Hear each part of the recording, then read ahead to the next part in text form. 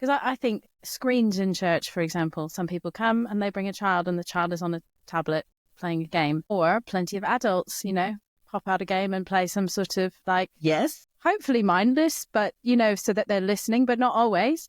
Yes. And you can look over in your very self-righteous way and be like, they've got a screen out in church. Yeah. What a bad Christian, or what a bad parent, or what a bad adult who can't concentrate.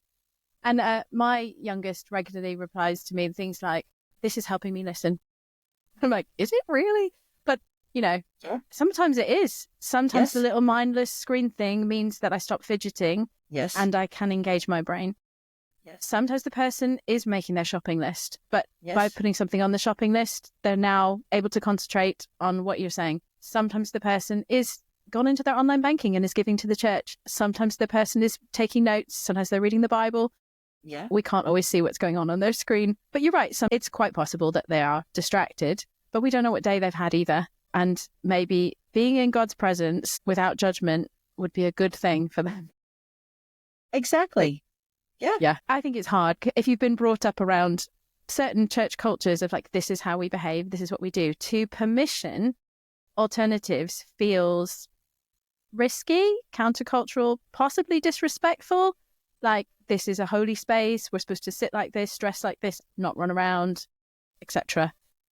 We have to unlearn, don't we? And to be more inclusive and to allow people to actually engage rather than just look like they're engaging. Yes. And that's from what their bodies do to what their hearts are doing. I'll give permission for people to feel things because, we're hitting this big topic.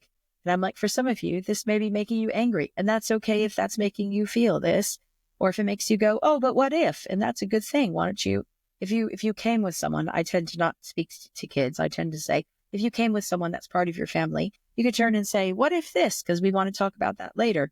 And that's okay to do that too. And so it's almost giving them permission to feel the things they're feeling or to engage in the way they want to do. That sense of highlighting to them all the different ways of engaging means I find they engage more rather than less.